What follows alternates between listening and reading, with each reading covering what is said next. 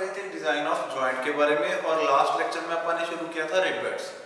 Rivets के बारे में आज अपन पढ़ेंगे कि रिवेट्स के हेड्स जो होते हैं उनके सिर जो होते हैं वो कौन कौन से टाइप्स के होते हैं। मैंने आपको बताया था कि वन साइड जो होती है उसका हेड परमानेंट पहले से बना हुआ होता है और दूसरी तरफ अपन उसको फोर्स के साथ बनाते हैं। ठीक है, किसी भी लाइक ऐसे ये दो प्लेट्स थी, इनको आपस में जोड़ना था। ये ऊपर वाला हेड जो था ये पहले से बना हुआ था, इसको इसके होल के अंदर डाला और दूसरी तरफ ऐसे एक शाफ्ट बाहर आई, उसको पीट के मैंने उसका हेड भी सेम पहले हेड के जैसा बना दिया और अब ये क्या हो गया, एक रिवेट बन गया। ठीक है, ऐसे आप इसको रिवेटिंग करते हैं। तो ये जो हेड होते हैं इसके, ये वाले हेड जो पहले से बना हुआ था और आपने बनाया, इनके टाइप्स होते हैं, अलग अलग टाइप के होते हैं। सबसे पहले आप पढ़ते हैं snap head. Snap head, snap head जो होता है वो वही राउंडेड शेप का होता है जैसे ये ऊपर से है। ठीक है, सेम टू सेम ऐसी शेप का होता है ये। लाइक नीचे से एक शाफ्ट है, शाफ्ट के ऊपर हेड है, वैसे ही जैसे ये वाला हेड है और सेम ये स्फेरिकल शेप का होगा और यहाँ पे होता है ये हेड।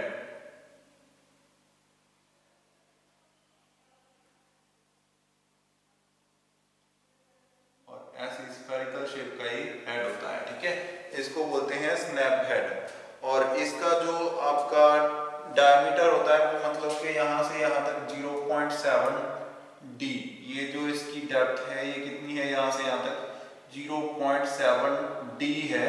डी क्या है यहाँ पर, ये वाला डायमीटर ऑफ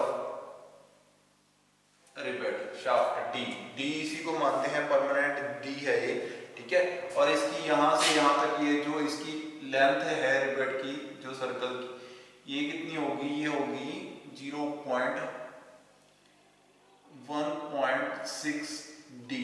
ठीक है, ये आगे इसकी जो चौड़ाई है वो कितनी है, 1.6 डी। ठीक है, ऐसे आप इसको बना सकते हो हेड को।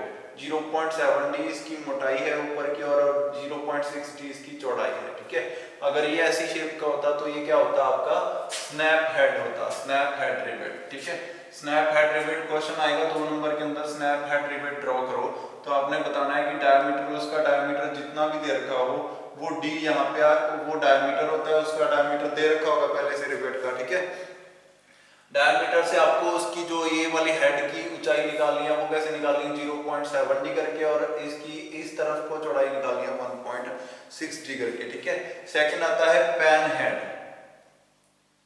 पैन हेड, पैन हेड का मतलब क्या होता है, ये पैन की शेप का होता है। पैन लाइक यहाँ पे शाफ्ट आ गई, ठीक है, शाफ्ट के ऊपर अभी ये हेड आएगा, रिवेट शाफ्ट आ गई नीचे वाली। शाफ्ट का डायमीटर हमेशा मैंने आपको बताया कि डी रहेगा, कैपिटल डी से अपन डिनोट करते हैं इसको, कैपिटल डी इसका डायमीटर आ गया। अगर इसका हेड हो पैन शेप का, लाइक ऐसे, यहाँ से और यहाँ से भी ऐसे,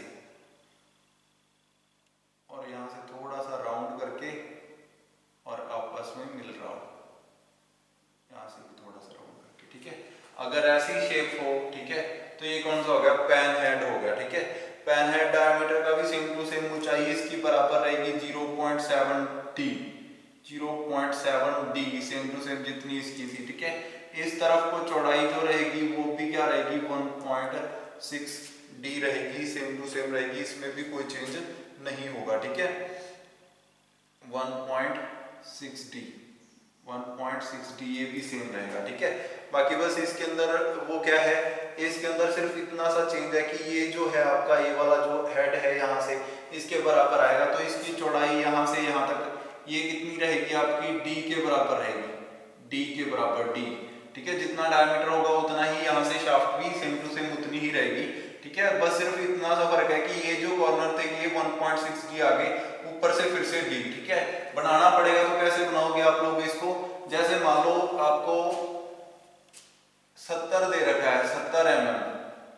ठीक है, ये दे रखा है, तो आपने क्या करना है, 70 mm दे रखा है, या मान लो 100 mm दे रखा है, 100 mm दे रखा है आपको, तो सबसे पहले आपने क्या करना है, ये वाला डायमीटर निकालना है। तो ये कैसे निकलेगा, 100 mm इंटू 0.7, 0.7 कितना आ जाएगा, 70 आ जाएगा। ठीक है, तो 70 mm आपने क्या करना है, 70 mm ऊपर एक लाइन खींच लेनी है, लाइक यहाँ पे ये शाफ्ट आ गई। ठीक है, शाफ्ट यहाँ पे खत्म हो रही है, तो इस शाफ्ट से आपने क्या करना है, 70 mm ऊपर एक लाइन खींच लेनी है, इस जो चौड़ाई लेनी है वो कितनी लेनी है, डायमीटर के बराबर। डायमीटर 100 है तो सेंटर लाइन खींच लेना, एक सेंटर लाइन से 50 इधर एक लाइन खींच लेनी है, ठीक है। अब इसको मिलाना है नीचे यहाँ से ऐसे कितने पर, 1.6D मतलब कि 160।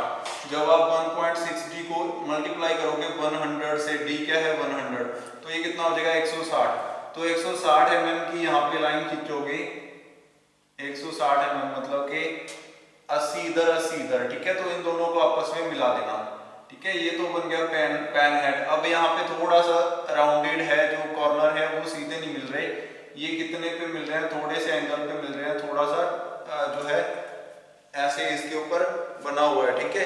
ये कितना है डायमीटर इसका, अगर आपको बनाना पड़ जाए तो ये है 0.08D।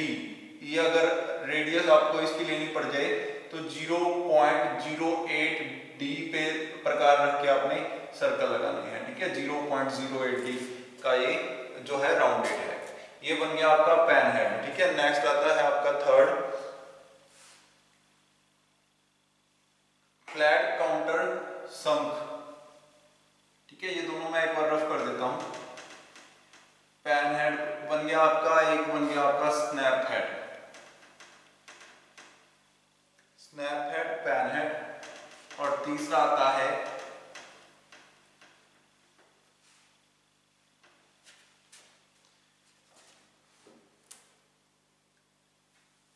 फ्लैट काउंटर संक हेड, फ्लैट काउंटर संक हेड, फ्लैट काउंटर संक हेड।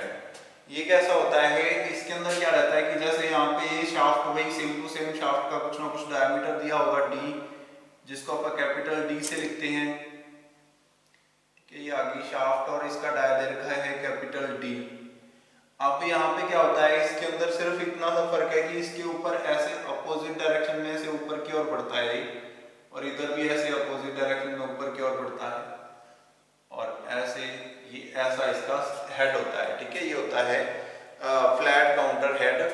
इसके अंदर ये जो एंगल्स हैं ये वाले, ये अगर इनको आपस में मिला दिया जाए यहाँ पे जाके, तो ये एंगल कितने डिग्री का होगा, ये 60 डिग्री का होगा, ठीक है। 60 डिग्री पे आपने इन दोनों को आपस में मिला देना है, ऊपर की ओर बढ़ाना है, ठीक है।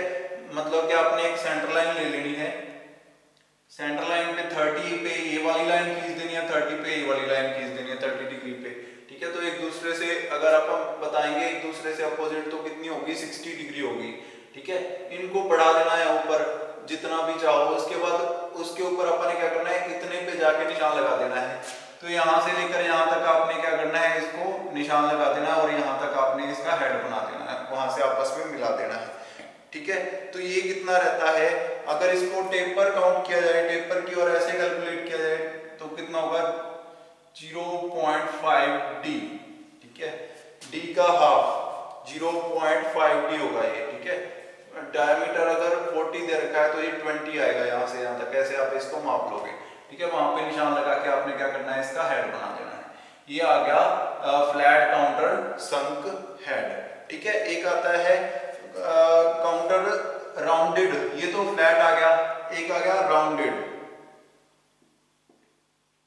राउंडेड काउंटर संक हेड। अब तो ये तो फ्लैट था ऊपर से हेड इसका, अगर ये राउंडेड होता ऊपर से ऐसे, ठीक है, तो ये कौन सा होता, राउंडेड हेड, ठीक है। राउंडेड काउंटर संक हेड। इसके अंदर बस कोई चेंज नहीं है, जो रेडियस यहाँ से आपने 60 लिया था, ठीक है, उसी से आपने क्या करना है, एक रेडियस लेके यहाँ से एक वो रख के कोई भी जो आपका कंपास होती है वो रख के यहाँ से, ठीक है, और ऐसे एक सर्कल बना देना है इसी पॉइंट से, ठीक है। तो ये क्या आ जाएगी, इसकी रेडियस आ जाएगी, रेडियस R, ठीक है। ये रेडियस आ गई, तो यहाँ से इस रेडियस से आपने कंपास रख के ऐसे एक सर्कल बना देना है। तो ये जो कंपास रख के जब आप सर्कल बनाओगे तो इसकी रेडियस कितनी आएगी, 1.5D आ जाएगी, ठीक है। 1.5D आ जाएगी ये अपने आप, और इसके ऊपर आप ऐसे रखोगे तो एक सर्कल पूरा का पूरा बिल्कुल सही लग जाएगा, ठीक है। तो 1.5D के ऊपर आपने प्रकार रख के इसको ऊपर से सर्कुलर बना देना है। तो ये कौन सा बन जाएगा आपका, राउंडेड काउंटर संक हेड, ठीक है। और तीसरा और सबसे लास्ट आप पढ़ेंगे मशरूम हेड, ठीक है।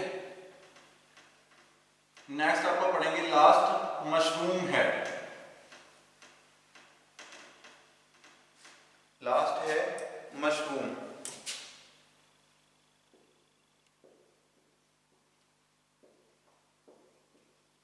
मशरूम आपने देखी होगी, खुम्बी बोलते हैं उसको, ठीक है। मशरूम खुम्बी, खुम्बी के जैसा सिर अगर किसी का हो तो उसको मशरूम हेड बोलते हैं, ठीक है। तो उसके अंदर क्या रहता है, वही सेम टू सेम सारी आपने क्या करना है, एक डायमीटर दिया होगा आपको वही शाफ्ट का किसी का, ठीक है। डायमीटर दे रखा है d, तो आपने क्या करना है, यहाँ पे एक लाइन खींचनी है। इस लाइन की जो चौड़ाई है वो कितनी लेनी है आपने, 2.25d। 2. यहां से लेकर यहां तक ये कितना है, 2.25d, ठीक है। इतने डायमीटर की एक आपने, इतने लेंथ की आपने क्या लेनी है, एक लाइन खींच देनी है यहाँ पे। और आगे क्या करना है, आपने एक कंपास लेनी है और कंपास को कितना खोलना है, 1.52d। कंपास लेनी है एक, उसको खोलना है 1.52d। अब क्या करना है, जब ये कंपास आपने खोल ली 1.52d की इतनी कंपास होगी, तो आपने क्या करना है, इसको यहाँ पे रख के कंपास को यहाँ पे निशान लगा देना है, एक सर्कल थोड़ा सा एरिया बड़ा लेके, और फिर इधर से रख के उसको काट देना है आपस में। मान लो इस पॉइंट पे आपस में कट रहे हुए दोनों, ठीक है, इस पॉइंट पे आपस में कट रहे हुए, तो सेम उतने ही लेंथ पे आपने क्या करना है, यहाँ पे कंपास रख के एक सर्कल लगा देना है, ठीक है। तो वो सर्कल कुछ ऐसा लगेगा, ठीक है, ऐसा सर्कल बन जाएगा वो। आपने क्या किया, 1.52d, अब यहां से लेकर यहां तक ये रेडियस कितनी आ गई, 1.52d, ठीक है। आपने क्या किया था, सबसे पहले 2.25d की एक लाइन खींची, उसके ऊपर आपने क्या किया, 1.52d की एक, जैसे आपने कितना भी दे रखा है, आपको 100 डायमीटर दे रखा है, मान लो इसका डायमीटर कितना दे रखा है, 100, तो आपने क्या करना है, 100 के ऊपर आपने इसको मल्टीप्लाई करना है इससे, तो 100 से मल्टीप्लाई किया तो 152 आ गया mm, ठीक है। 100 mm आपको इसका डायमीटर दे रखा था, तो इसको मल्टीप्लाई किया तो 152 mm आ गया। तो आपने 152 mm की जो है कंपास खोलना है, 152 mm पे कंपास खोल के पहले आपने यहाँ पे रखना है और यहाँ पे एक कट लगा देना है, उसके बाद यहाँ पे रखना है, उस कट को फिर से काट देना है। जिस पॉइंट पर जाकर वो दोनों आपस में कटेंगे वो ये वाला पॉइंट होगा। इसके ऊपर आपने फिर उतनी 1.52d आपने कंपास खोल रखी है और यहाँ पे क्या करना है, एक सर्कल लगा देना है, और वो सर्कल कुछ ऐसा दिखेगा, इसको बोलते हैं मशरूम हेड, जो आपका रिबेट होता है, ठीक है। तो ये बन के आपके सारे रिबेट्स, जितने भी टाइप होते हैं रिबेट्स के, वो अपने हेड्स के जितने भी टाइप होते हैं वो अपने कर लिए हैं। बाकी और कुछ दे रखा होगा डीप, आपको बुक में दे रखा होगा, वो आप पढ़ लेना। उसके बाद अब ध्यान दो, रिबेट्स के बारे में आपको पता चला, रिबेट हेड्स के बारे में आपको पता चला कि ऐसे ऐसे टाइप्स के हेड होते हैं। लेकिन अब बात आती है, मैंने आपको बताया था कि टाइटैनिक जैसे जहाज हो गए, ठीक है, जो कि इतना वजन उठाते हैं, उनके अंदर जो बाहर वाली चद्दर होती है जिसके सहारे वो तैरते हैं, वाटर के अंदर फ्लोट करते हैं, वो सारी जो मेटल शीट होती है वो किससे जुड़ी रहती है, रिबेट से जुड़ी रहती है। तो उनको एयर टाइट, वाटर टाइट होना पड़ता है, मतलब कि अगर उनके अंदर थोड़ी सी भी लीकेज रही तो पानी उसके अंदर फिल हो जाएगा और वो डूब जाएगा, ठीक है, टाइटैनिक। तो उसको वाटर टाइट होना पड़ेगा। वाटर टाइट करने के लिए उसके ऊपर कुछ फॉर्मूला वो होती हैं, प्रोसेसेस होते हैं, दो प्रोसेसेस अपन लीक प्रूफ बोलते हैं उसको, leak proofing, leak proofing. Leak proofing करने के लिए अपने पास, लीक प्रूफिंग क्यों जरूरी है, क्योंकि अपन इसको कई बार बॉयलर्स जो होते हैं जिनके अंदर वाटर को बॉयल किया जाता है उसको वेपर बनाने के लिए, ठीक है, तो बॉयलर्स जो होते हैं उनके अंदर इतना ज्यादा प्रेशर रहता है स्टीम का, तो उसके अंदर अगर आप थोड़ा सी भी लीकेज रह जाएगी तो वहां से जो है स्टीम बाहर निकल जाएगी, जिसके कारण उसके अंदर क्या रहेगा, प्रेशर रहेगा ही नहीं। तो उस जगह पे आपको क्या चाहिए, एयर टाइट जो चैम्बर है वो चाहिए, ठीक है। और दूसरी कंडीशन मैंने आपको बताया कि जैसे बहुत बड़े जो हैवी वेट जो आपके प्लेन्स होते हैं या शिप्स होती हैं, तो उनके अंदर आपको इतना ज्यादा एयर टाइट, वाटर टाइट होना पड़ता है उसको, ताकि कोई भी थोड़ी सी भी लीकेज ना हो, ठीक है। तो उसके लिए लीक प्रूफिंग की जाती है। लीक प्रूफिंग करने के लिए दो मेथड्स होते हैं। पहला होता है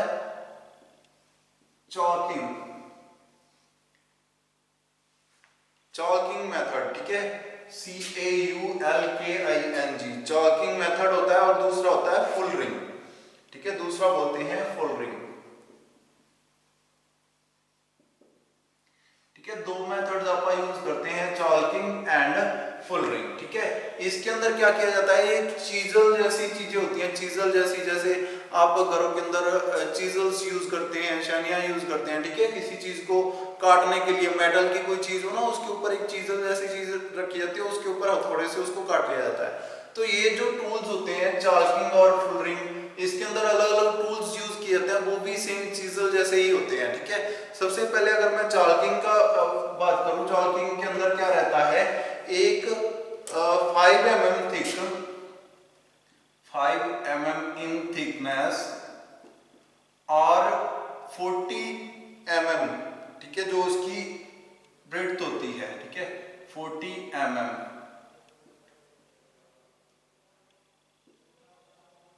ठीक है, ब्रेड्थ होती है उसकी चौड़ाई। ठीक है, और 5 mm उसकी मोटाई होती है। ठीक है, ऐसे टूल को आप यूज करते हैं यहाँ पे, इस जगह पे। ठीक है, यहाँ पे लगा देते हैं उसको। अब इसकी जो चौड़ाई होगी, इस तरफ लंबी जो चौड़ाई होगी, ठीक है, अगर ऊपर से देखूं तो ये कुछ ऐसी दिखेगी। ठीक है, तो ये जो इसकी ये वाली चौड़ाई है, ये कितनी है, 40 mm, और इस तरफ मोटाई कितनी है, 5 mm, यहाँ पे 5 mm। ठीक है, 5 mm। तो ऐसे टूल, ऐसे चीजल को यूज किया जाता है, इस चीजल को यहाँ पे रख के बिल्कुल इसके कॉर्नर पे। ठीक है, यहाँ पे क्या किया जाता है, इसको हथौड़े से पीटा जाता है, इधर से फोर्स पड़ती है इसके ऊपर, F फोर्स। ठीक है, अब जैसे ही फोर्स पड़ती है तो ओरिजिनल इसकी शेप ऐसी होती है, लेकिन कटने के बाद ये क्या हो जाता है, जब इसके अंदर थोड़ा सा जो फोर्स लगती है तो ये नीचे की ओर बैठ जाता है। आप जान दो यहाँ पे ना थोड़ी सी ये एरिया जो है ये दूर है। जब आप रिवेट लगाते हो, कितना भी अच्छा रिवेट लगाओ, थोड़ा बहुत यहाँ पे क्या रहता है, गैप रह जाता है इन दोनों के बीच में, प्लेट और रिवेट के बीच में। यहाँ से लीकेज हो सकती है एयर की, वाटर की। तो जब इसके ऊपर ऐसी चीजल रख के इसको पीटा जाएगा चारों तरफ से, ठीक है, तो ये क्या हो जाएगा, पूरे तरीके से एयर टाइट हो जाएगा। यहाँ पे भी, नीचे वाली साइड भी जब इसको पीटा जाएगा चारों तरफ से, तो ये क्या हो जाएगा, एयर टाइट हो जाएगा बिल्कुल। और फिर इस जगह पे भी वही टूल, एक ही टूल है अपने पास, उसी टूल को यहाँ पे भी रखा मैंने। ठीक है, इस जगह पे, और उसी टूल को यहाँ पे भी रखा। ठीक है, यहाँ पे भी, तो क्योंकि यहाँ से लीकेज हुई तो यहाँ से निकल जाएगी एयर, यहाँ से एंटर कर जाएगी, तो यहाँ पे भी अपने को सेम टू सेम वही टूल जो है यूज करना पड़ेगा, इसको चारों तरफ से पूरे तरीके से जो है इसको अच्छे से कवर करने के लिए, इसको एयर टाइट करने के लिए। ठीक है, कितने डिग्री एंगल पर आप इसको रखते हैं, इसको आप रखते हैं 80 डिग्री। ठीक है, 80 डिग्री पे, जो इसका जो हॉरिजॉन्टल है उससे आप क्या रखते हैं, 80 डिग्री पे इसको एंगल पे रखते हैं हमेशा। यहाँ से भी 80 डिग्री, यहाँ से भी 80 डिग्री है, हमेशा 80 डिग्री से रहता है ये। ठीक है, तो यहाँ पे आप इसको काट के जब ये इसके ऊपर फोर्स करते हैं तो ये इसको टाइट कर देता है, फुली टाइट कर देता है, इसको वाटर टाइट कर देता है। ठीक है, ये तो मेथड है चार्किंग का। ठीक है, चार्किंग के अंदर जो टूल यूज होता है उसकी थिकनेस कितनी है, 5 mm, और उसकी ब्रेड्थ कितनी है, 40 mm। ठीक है, ये यूज करते हैं आपका। दूसरा मैंने आपको बताया था फुल रिंग। फुल रिंग के अंदर क्या रहता है, इसकी जो मोटाई है, इसकी जो थिकनेस है वो कितनी रहती है, वो बराबर रहती है किसके, प्लेट के। Thickness is equal to plate thickness. Plate thickness, plate की थिकनेस के बराबर रहती है इसकी थिकनेस फुल रिंग के अंदर। अब इसके अंदर डायग्राम दोनों के अंदर बनाने हैं, चार्किंग के अंदर भी बनाना है, फुल रिंग के अंदर भी बनाना है। तो चार्किंग के अंदर क्या, फुल रिंग के अंदर क्या होगा, यहाँ पे ना आप इसको 10 डिग्री टेपर बनाते हैं। जब आप रिवेट पे प्लेट बनाते हो तो ये जो होता है ना, ये हॉरिजॉन्टल है और वर्टिकल है, और ये 10 डिग्री है, 10 डिग्री पे टेपर बनता है, और इसके ऊपर लगता है टूल फुल रिंग का। ठीक है, ये आ गया फुल रिंग का टूल, इधर से ऐसे लग जाएगा, इधर से ऐसे लग जाएगा इसके ऊपर। ये टूल है फुल रिंग का। ये क्या करता है, पूरे, वो तो सिर्फ इतने एज को मोड़ता था नीचे की ओर, ये जब इसके ऊपर फोर्स किया जाएगा तो ये पूरे इस फेस को नीचे की ओर मोड़ देगा, पूरी प्लेट को नीचे की ओर मोड़ देगा थोड़ा सा, जिसके कारण क्या होगा, आगे से वो बर्न हो जाएगी, आगे से वो टूट जाएगी। ठीक है, ब्रोक हो जाएगी। जिसके कारण टूटने के बाद वो क्या करेगी, इस नीचे वाली प्लेट को परमानेंट ज्वाइंट बना लेगी, उसके ऊपर अच्छे से फिक्स हो जाएगी। ठीक है, तो ये होता है फुल रिंग का। इसके अंदर बस जो टूल यूज होता है उसकी थिकनेस जो होती है वो प्लेट की थिकनेस के बराबर रहती है। ये देखो, ये प्लेट की थिकनेस, ये टूल की थिकनेस, दोनों की थिकनेस इक्वल है।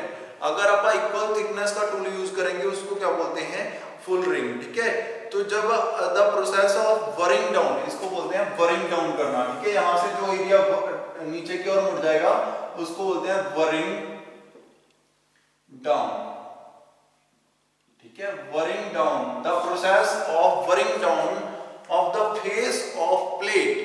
ठीक है, प्लेट के पूरे फेस को नीचे की ओर मोड़ देना with a tool of equal thickness, जिसकी थिकनेस जो है प्लेट की थिकनेस के बराबर हो, उससे पूरी प्लेट के माउथ को नीचे की ओर मोड़ देना, उसको क्या बोलते हैं, फुल रिंग मेथड बोलते हैं, फुल रिंग।